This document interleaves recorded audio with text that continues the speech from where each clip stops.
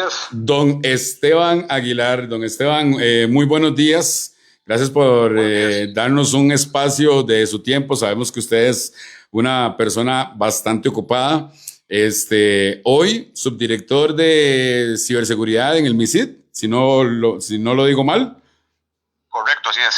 Don Esteban, pues muchas gracias por conectarse con nosotros. Usted es una eminencia en todo lo que es este tema y le tenemos algunas preguntitas. Más bien le agradecemos este tiempo con este nuevo proyecto que tenemos, The Morning con Maya, donde tratamos de hacer entrevistas muy frescas con temas muy frescos y le tenemos pues algunas preguntas, pero obviamente iniciando pues con lo que fue rendición de cuentas del fiscal general, algunas cositas que se están dando ahí. Me gustó algunos conceptos que escuché en su entrevista con OPA, como la miel y la hiel que hay ahí adentro. Entonces nos gustaría tal vez un poquito de ese tema que es el que realmente, y le agradezco a Dios, a los ticos nos interesa y nos gusta mucho y nos estamos empapando cada día más de eso. Y yo creo que también parte importante es que ustedes nos hablan tan claro, don Esteban. No, muchas gracias a usted, don, y más bien por la invitación y felicidades. Todos los mejores deseos y éxitos en este nuevo proyecto. También muy buenos días a las personas que se encuentran conectados en la transmisión. Para mí siempre va a ser de hecho un honor el poder participar en cualquier entrevista, independientemente del medio, y hablar las cosas claras, hablar las cosas pues como son. Respecto a este tema, ¿verdad?, que está pues digamos que relativamente fresco, que fue la rendición de cuentas del fiscal general, yo creo que primero me es muy grato y me complace montones el hecho de que las personas cada vez más se estén preocupando, se estén interesando en esos temas porque verdaderamente nos interesa y nos afectan a todos. Hablamos de que es la cabeza, es quien dirige una institución tan importante como es el Ministerio Público, quien fue a más bien no rendir cuentas ante corte plena, no fue a hacer lo que a él le corresponde, no fue a hablar acerca de la labor que hace, que tiene que hacer el fiscal general de nuestro país dirigiendo la fiscalía. ¿Y por qué razón? Porque resulta que la fiscalía es un órgano, para que la gente entienda, es un órgano completamente jerárquico. ¿Qué significa esto? Que las instrucciones, qué es lo que pasa para bien y para mal dentro de la institución, quien tiene que dar las respuestas es el fiscal general. Sí, hay responsabilidades pues personalísimas en vía administrativa de algún funcionario que cometa un error, pero quien da las órdenes, quien da las instrucciones y el resto de los fiscales operan bajo instrucciones del fiscal general. Entonces es él quien tiene que contar en esa única rendición de cuentas, que es nada más una vez al año, lamentablemente, es él quien tuvo que habernos dado esos datos. Sin embargo, lamentablemente no solo no lo hizo él, sino que yo creo y sostengo que los magistrados vamos a ver, desaprovecharon una oportunidad que nos interesaba a todos los costarricenses, que era hacerle preguntas en cuanto a esa labor. ¿Qué lo vimos a él? Aparte de nervioso y yo diría que también sí, leyendo, ¿verdad?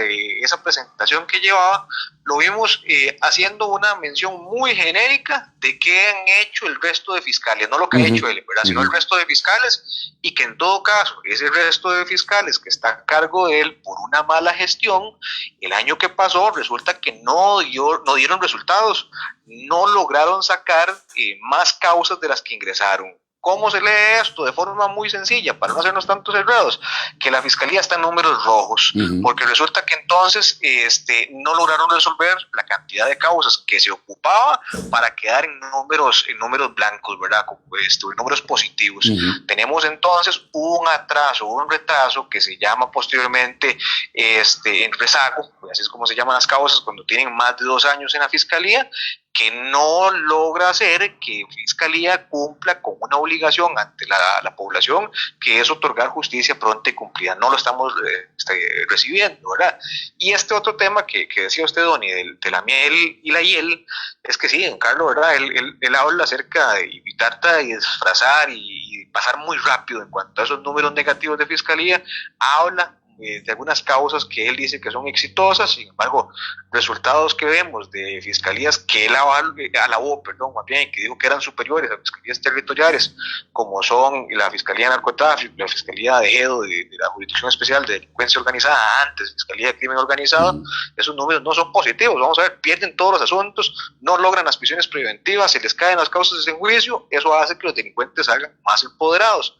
dejó de hablar además también el fiscal general de asuntos incómodos, ahí respecto a la hiel, ¿verdad? Lo amargo, la causa en contra de don Randall Zúñiga, qué ha pasado con ese asunto, por qué no se mueve desde la perspectiva penal, porque le corresponde a los magistrados el conocimiento de la causa administrativa y decidir si el señor se mantiene o no se mantiene en su puesto, pero de esos asuntos, ¿verdad? No escuchamos nada, no escuchamos ni siquiera nada tampoco en cuanto a nombramientos cuestionados que ha hecho el fiscal general a dedo, porque es falso lo que él mencionaba de que son los fiscales adjuntos quienes hacen los nombramientos. No, es él. De hecho, hay un instrumento, un reglamento al interno de la fiscalía que dice que los fiscales adjuntos pueden proponer sin que esto sea vinculante, sin que esto sea obligatorio para el fiscal general, porque es él quien decide a final de cuentas.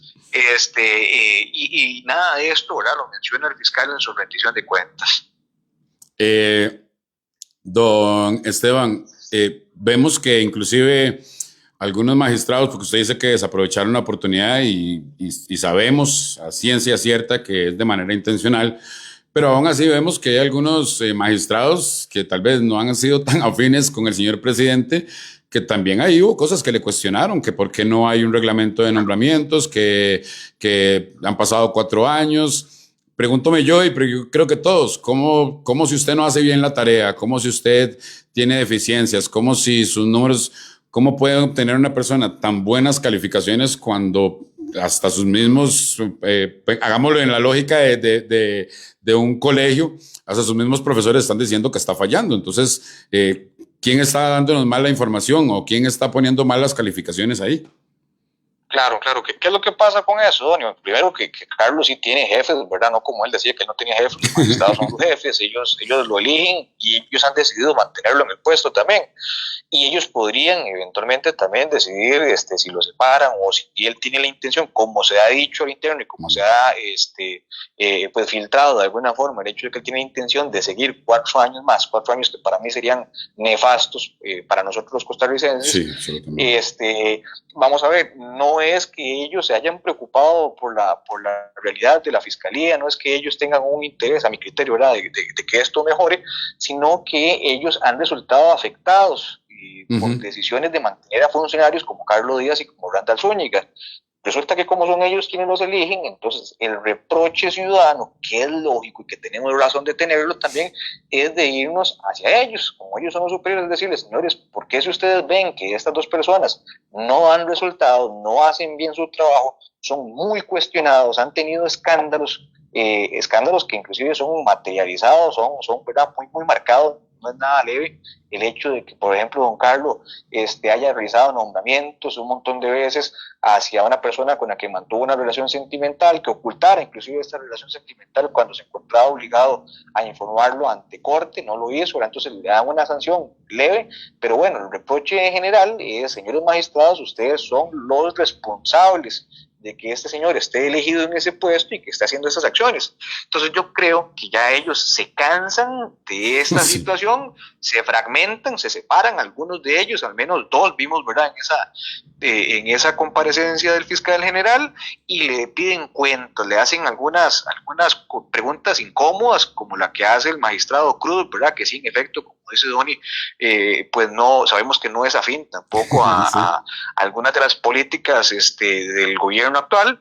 Sin embargo, ya siendo, tal vez, y ojalá que sí sea así, no me esté equivocando, siendo responsable, le hace esas preguntas y esos reproches en cuanto al tema del reglamento para nombramientos.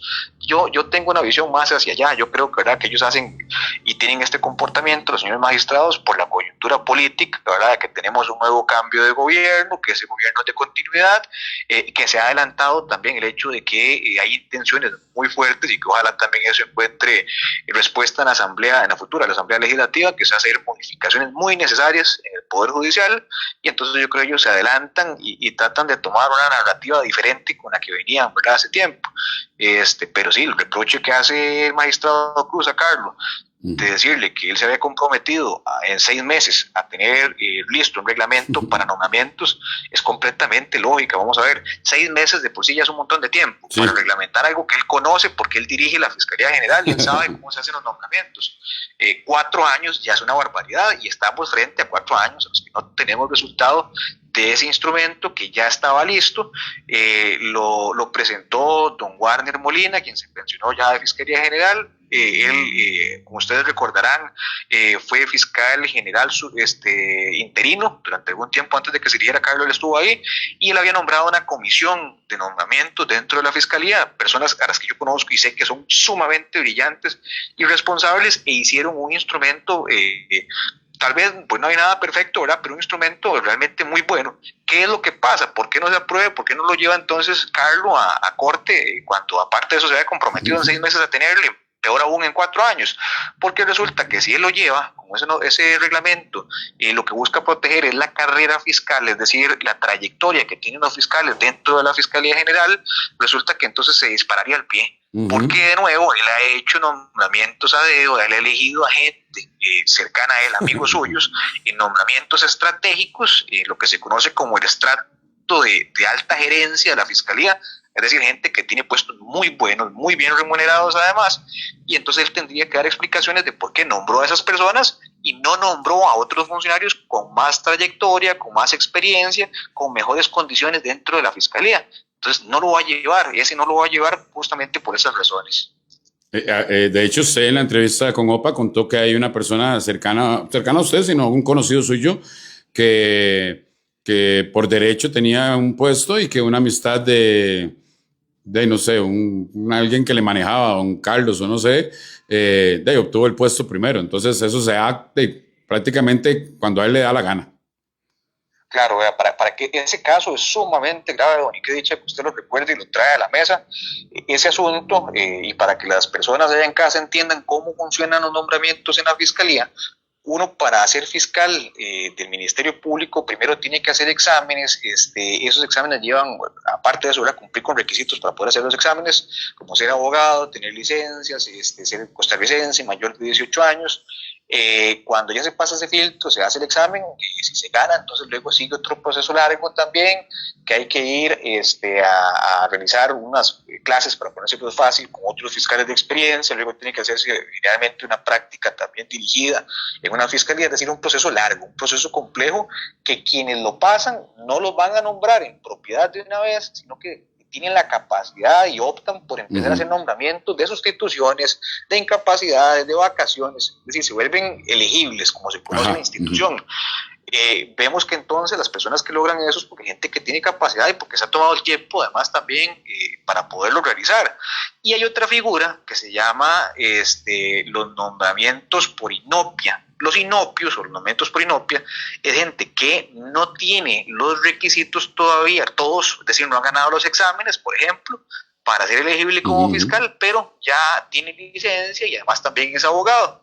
Entonces, como no hay gente para poder cubrir los nombramientos, entonces cabe la posibilidad de que en vía excepcional, es decir, por excepción, se nombren a esos inopios. De los primeros, de los elegibles, hay un listado que lleva la unidad administrativa de la Fiscalía, donde están todos los nombres de las personas que ya son elegibles y que pueden nombrar para sustituciones. Resulta que don Carlos decide brincarse esta situación, ¿verdad?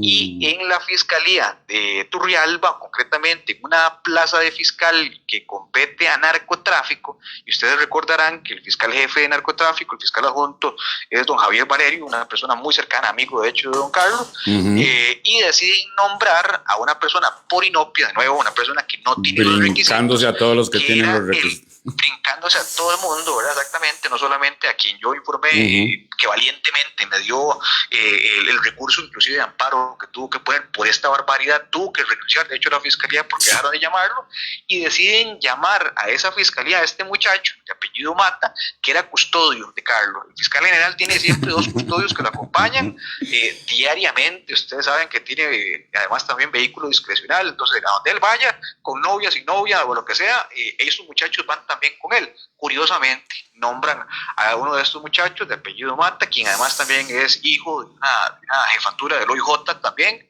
y que tiene apenas, para que se les termine ahí de parar el pelo, ¿verdad? A los que tienen pelo, no como yo, él se incorporó, es decir, él es abogado desde julio del 2025. No puede ser posible. Yo estoy seguro, estoy completamente seguro, sin temor a equivocarme, que todas las personas que están en esa lista de elegibles son personas que tienen como mínimo, pensemos un año más de experiencia que este muchacho, y aparte han ganado ahora los exámenes y tienen los méritos para ser nombrados como fiscales, y de nuevo se sigue favoreciendo a personas como esta. Por eso hay que resaltar ese cuestionamiento que hacía don Fernando Cruz, decía don Carlos, nombramientos que usted ha hecho nos han generado problemas, y este es un ejemplo clarísimo, y yo sé que esto va a traer consecuencias, o tiene que traerlas, y ojalá que los magistrados, aprovechando ya ese llamado de atención que hizo don Fernando Cruz, sean consecuentes, sean lógicos con lo que indicó de forma pública don Fernando, y tomen acciones, por ejemplo, con este nombramiento en particular, y que revisen de ahí para atrás los nombramientos por inopia que se han venido haciendo y los que se mantienen, de hecho, al día de hoy. Qué sinvergüenza, don Esteban. Es impresionante que nosotros escuchemos eso. Lo que sí me agrada, don Esteban, y vuelvo y lo aclaro, es que hoy nos damos cuenta.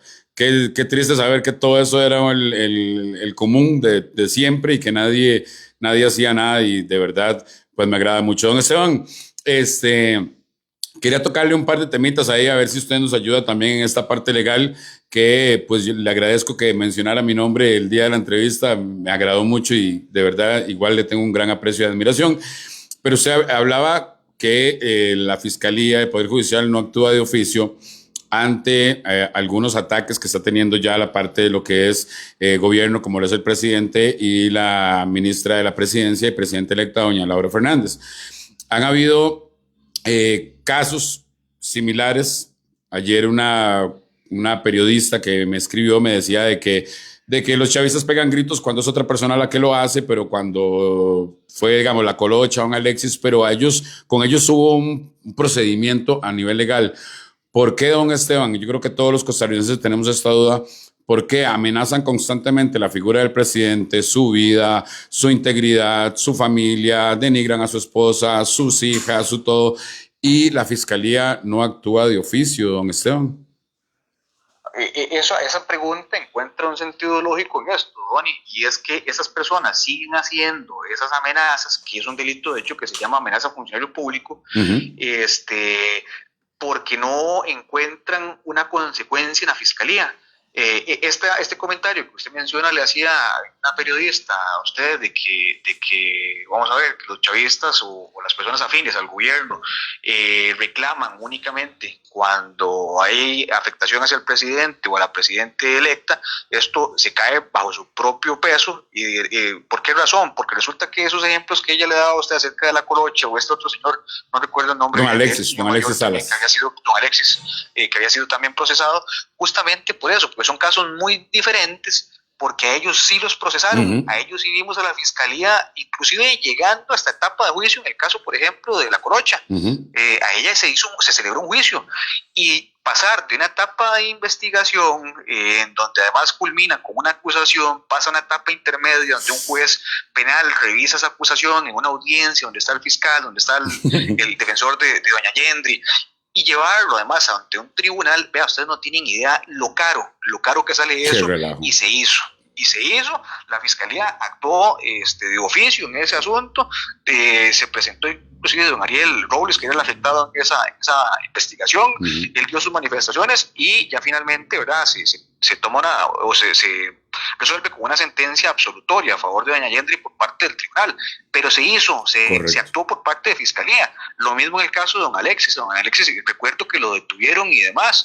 Si esos dos asuntos, esos dos casos, que tienen que haber más, los comparamos con las amenazas que se han dado en contra del presidente por parte de la hija de un magistrado de apellido Rueda, si lo comparamos con las amenazas que fueron denunciadas por parte de Jorge Torres, el director de la DIS, por amenazas de muerte hacia el presidente por parte de una persona que ha sido también muy vamos a ver, contraria de alguna forma o enemiga, si se quiere, de este gobierno. Si lo comparamos con las amenazas recientes que usted directamente informó en su canal de comunicación por parte de dos personas más, una mujer y otro señor. Tatiana Gamboa Freire y Alfredo Salas. Trejo Salas. Sí. Claro, en efecto, el resultado, ¿verdad?, es que no los podemos comparar porque ahí sí no hemos visto acciones por parte de la Fiscalía.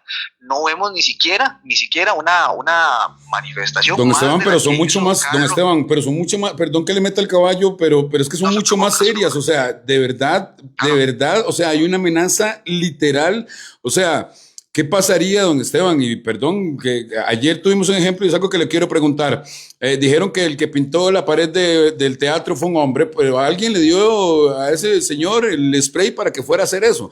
¿Qué pasa si alguien pone un arma en las manos de una persona de estas que la gente dice, no hay que darle pelota porque están locas? ¿Qué pasa si una persona le da y realmente llega a pasar? ¿A quién se le tiene que cargar esa culpa? ¿A quién se le tiene que cargar esa? Estamos a un paso de que eso pueda llegar a pasar, don Esteban. Esa preocupación suya, Donny, es totalmente entendible y es muy grave. De hecho, como usted menciona, hay alguien que tiene que hacerse responsable de esto, y el órgano responsable, el órgano que por obligación legal, porque la propia Constitución le ha dado esa tarea de tener la persecución penal, es la Fiscalía, es el Ministerio Público. ¿Y por qué? Porque vemos, por ejemplo, los últimos dos casos que usted informó en su canal, son personas que no lo han hecho una vez, esas amenazas, lo han hecho de forma constante, lo han hecho ya de forma reincidente, las amenazas en contra del presidente, y no vemos acciones.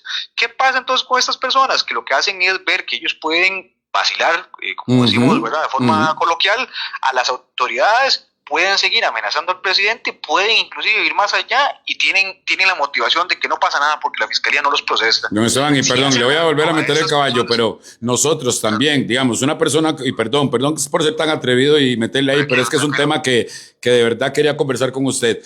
¿Qué pasa si nadie actúa de oficio, si la gente ve que pueden hacer eso y ya tal vez la amenaza no es al presidente, sino a una persona que es afín al gobierno en sus redes sociales, y una persona la ve en la calle y le hace un daño por el simple hecho de que sea, porque ven que nadie actúa, que se puede hacer esto? Entonces, si tienen la libertad de hacerlo con el ciudadano cero, que es el presidente de la República, de ahí hasta voy a, perdón por pecar de egoísta, pero hasta para velar por mí, en cualquier momento pueden llegar a hacérmelo a mí.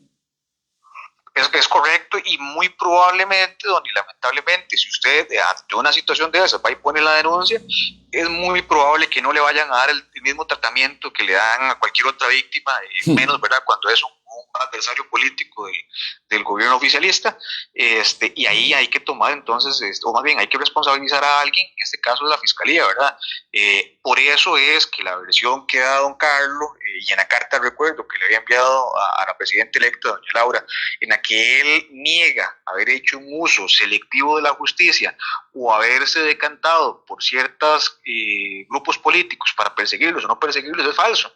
Es falso porque los costarricenses, primero, no somos tontos y hemos podido ver cuáles son esas decisiones que se toman desde la Fiscalía, que parecen ser una instrumentalización de la justicia, porque si una persona pone, como lo ha hecho el presidente, pone en cuestionamiento mi actuar en determinados casos importantes que afectan a una gran cantidad de ciudadanos, como son Aldesa, como son Diamante, Cochinilla, pongan el nombre del caso grande que usted quiera, y el presidente constantemente está diciendo no están dando resultados, y cuando yo lo tengo que procesar a él, ahora sí voy con todo el músculo, corro, ¿verdad?, para que eso se dé, la propia corte también corre y resuelve rapidísimo, pese a un informe, ¿verdad?, que tenía magistrados diciendo que no estaba bien esa acusación, lo presentan ante la Asamblea buscando que a final de cuentas se dé el levantamiento de la inmunidad del presidente, ¿verdad? No encontramos de nuevo una respuesta que sea el mismo comportamiento. Lo mismo el caso de doña Marta Esquivel, ¿verdad? A quien la montaron en una perrera, la detuvieron, la procesaron, fueron a pedirle medidas cautelares como la separación del cargo y demás.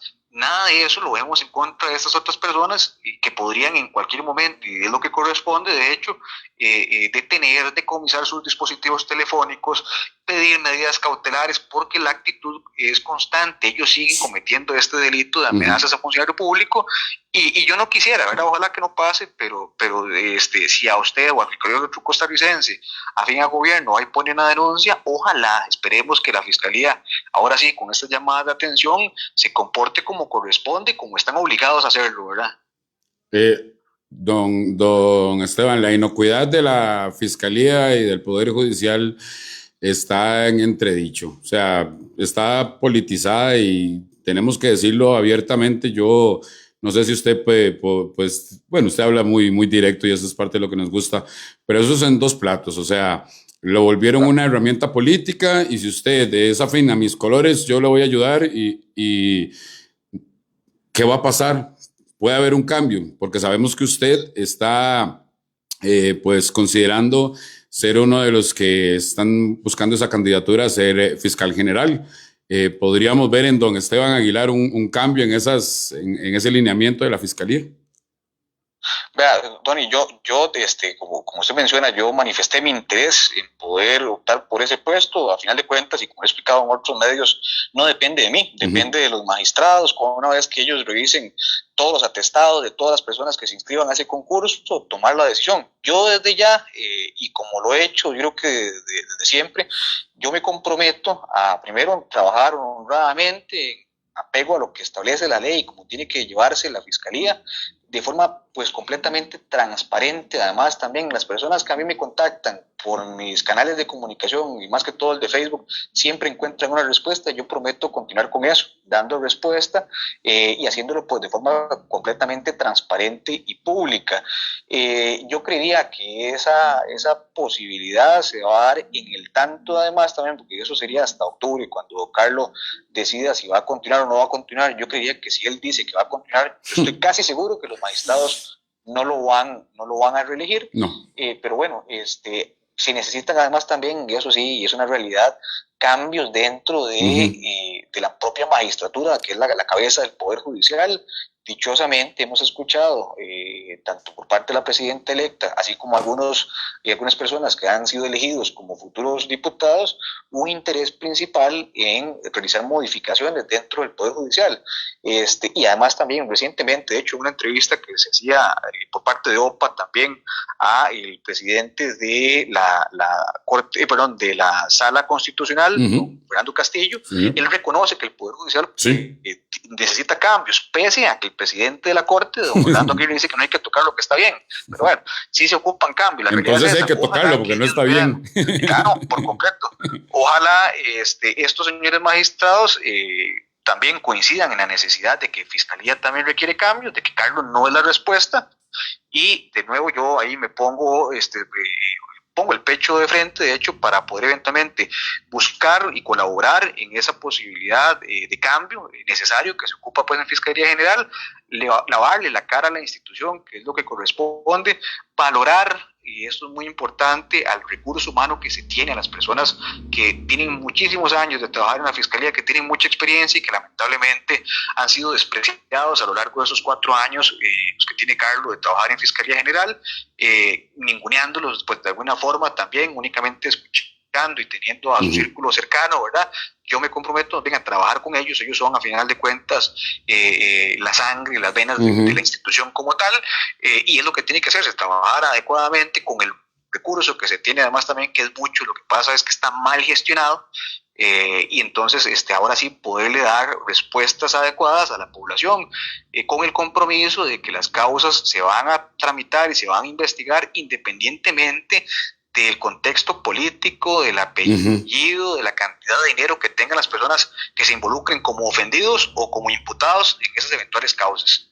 Sí, que la justicia sea ciega, que sea justa, que la palabra justicia aplique como debe de aplicar. Don Esteban, vimos que don Juan Diego Castro y el diputado don Daniel Vargas hicieron una lista de 50 preguntas. A nivel legal dice que son 10 días lo que tienen que darse para resolver. Ahora les dieron hasta el 10 de abril para dar respuesta. ¿Por qué se da ese tipo de cosas? ¿Se puede así acomodar la ley como yo quiera o ampliar eso? Y otra pregunta que le tengo y que me gustaría tal vez que usted me responda, si usted llega a la Fiscalía General, ¿quitaría el teletrabajo de los fiscales? Porque me parece que hay una gran cantidad de fiscales que trabajan desde teletrabajo y creo que parte de lo que no se está haciendo bien es eso. Claro.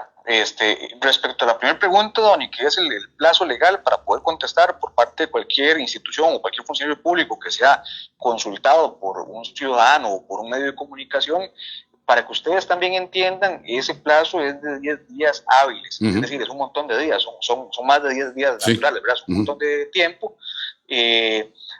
La ley da la posibilidad de que se busque además también una ampliación en el plazo debido a la dificultad, a la complejidad de obtener la información. De eso es lo que se está valiendo el Poder Judicial para ampliar ese plazo.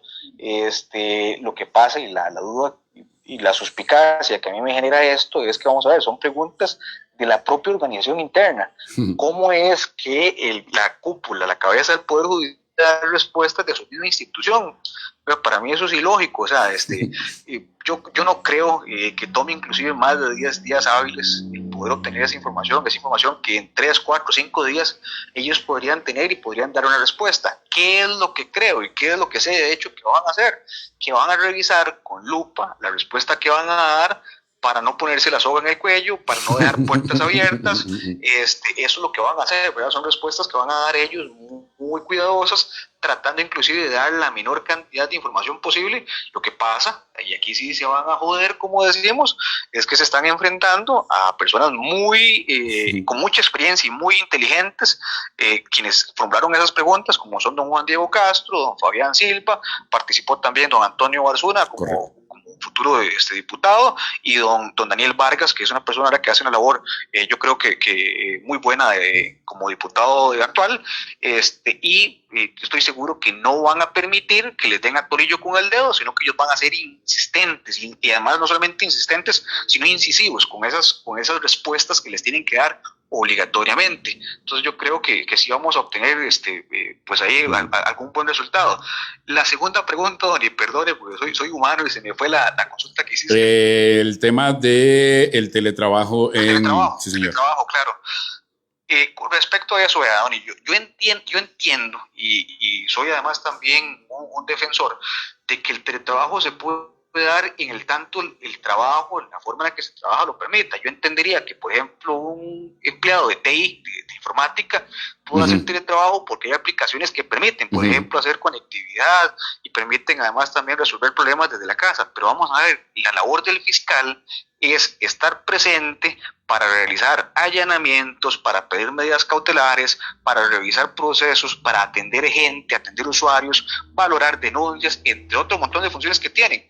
Estas labores no son compatibles, lamentablemente, con el teletrabajo. Y además no solamente no son compatibles, sino que la posibilidad que tiene el superior, el jefe de esos fiscales, de evaluar la labor que hacen, queda corta con el teletrabajo. Entonces yo particularmente sí quitaría ese modelo de teletrabajo que se tiene. Y para que ustedes sepan puntualmente, poniendo nombres y apellidos, a donde está implementado ahorita es en una alcahuetería de proyecto que se tiene por parte del fiscal general y la fiscala subrogante, doña Karen Valverde, en la unidad de capacitación y supervisión, que no supervisa nada en la fiscalía, con una gran batería de fiscales, como 30 y algo de fiscales, que se encuentran resolviendo en su casa, y ese resolviendo, no lo digo yo de nuevo, lo dicen los números que gustó don Carlos ahí, en su mayoría son desestimaciones y archivos fiscales. El común denominador en el resto de fiscales valientes que me siguen contactando a mí para pasarme y darme información y contarme qué es lo que pasa en el día a día de la fiscalía, me cuentan que todos los asuntos que se lleva a este grupo de fiscales, que supuestamente está hecho para descongestionar, son causas que las devuelven de nuevo a fiscalía, les dicen al resto de compañeros no está listo para resolver, o son desestimaciones. Entonces, vamos a ver, es una barbaridad, de verdad. Ojalá más bien ese recurso, por eso yo hablo de una mala gestión, que ese recurso se enviara a donde está doliendo, en la institución y donde está doliendo, de nuevo, por los mismos números que reflejó don Carlos, son principalmente los delitos en contra de la propiedad, robos, hurtos, en segundo lugar, los delitos sexuales, lamentablemente, eso es una barbaridad, debería entonces reforzarse personal ahí, y además también los delitos informáticos, que hoy se convierten en el tercer principal ingreso en las fiscalías, y de nuevo se hace una pésima gestión por amiguismos, por favorecer gente, porque quiero chinear a alguien, y eso no debe de ser porque que se vea afectado el costarricense. ¿Cómo va a ser posible que tengan esos salarios, don Esteban, que tengan esas oportunidades de vida, que tengan la papa en la mano para lograr cambios radicales en Costa Rica y que se acuesten ahí a dormir el sueño de los justos, dirían algunos? A mí me parece absurdo, don Esteban, pero vuelvo y repito, es algo que siempre había pasado y que nunca nos habíamos dado cuenta. Es la verdad, y sinceramente, mucha gente dice qué montón de tiempo se perdió, pero yo creo que más bien ahora se está aprovechando tiempo al tener personas como usted, valientes, que se atreven a decir las cosas. Recordemos que usted renunció a su postura como jefe de cibercrimen en la fiscalía por eso mismo. Y la verdad es que creo que muchos de nosotros lo vemos a usted como un gran ejemplo de no quedarse en la comodidad y moverse, y sabemos que la vida se lo va a recompensar. Si usted le quiere dejar un mensaje a los costarricenses ahí, don Esteban, de que tengan fe, de que aunque las cosas no se han movido, ya hay gente queriendo que se muevan, y que tengamos la fe y la esperanza de un cambio, don Esteban. Sí, no, y muchas gracias, Donny, por esa apreciación. Yo creo que el principal llamado es que sigamos siendo, vamos a ver, responsables, y sigamos siendo además interesados en lo que pasa en la realidad nacional y en las instituciones, porque como usted bien mencionaba, quienes somos funcionarios públicos recibimos pagos que vienen, y además también no solamente del Estado, sino que se financia el Estado. Sabemos que con los impuestos que pagamos todos, y por ende entonces el pueblo es nuestro jefe, al final de cuentas, son ellos quienes nos pueden exigir cuentas. De mi parte, un compromiso absoluto, aparte de los que ya asumí anteriormente, y es el seguir siendo transparente y seguir cada vez que me entere de una situación irregular dentro del Poder Judicial, yo lo voy a seguir plasmando en mis redes sociales, haciendo ejercicio de mi derecho de expresión, y ustedes, costarricenses, tienen también esa misma fuente, ese mismo canal de información, las redes sociales, los diferentes medios digitales que han nacido dentro de estas redes sociales. El ejemplo suyo, en este caso, le dan la garantía a la población de mayor objetividad, porque no tienen de por medio ningún interés político, no tienen ningún tipo de interés de financiamiento, no tienen ningún tipo de interés en cuanto a pago de pauta, por ejemplo, sino que son canales más a la mano, en los que de forma también muy transparente y rápida podemos ahí poner desde un comentario hasta hacer una consulta eventualmente de forma directa a alguna institución o algún funcionario que tenga abierto ese canal de comunicación, y entonces ahí podemos seguir haciendo valer nuestros derechos, ¿verdad? Ojalá que la gente valore el tema de esta posibilidad que te da la tecnología, porque la tecnología tiene un principio que es tener un fin democrático. Entonces yo creo que esa es una muy buena fuente de información, y que la gente siga siendo responsable y preocupada por lo que pasa en el país. Don Esteban, muchísimas gracias. Como siempre, es un placer conversar con usted. Un saludo especial a su familia, a su hermano, a su papá y a toda su gente, que le tenemos un gran aprecio. Sabemos que si usted llega a fiscal general, vamos a tener una apertura con usted, y si no llega a fiscal general, sabemos que va a ser una persona que va a seguir trabajando y va a seguir teniendo esa valentía que de verdad hoy en día agradecemos tanto. Don Esteban, muchísimas gracias. Con mucho gusto, Donny, y a las órdenes siempre. Gracias. Bueno, ese era don Esteban Aguilar. Él es el subdirector de ciberseguridad ahí en lo que es el MISID, y nos dio temas muy importantes, muy ricos para conversar. Gracias a todos los que han estado conectados y conectadas durante el programa. Recuerde que son todos los martes y todos los jueves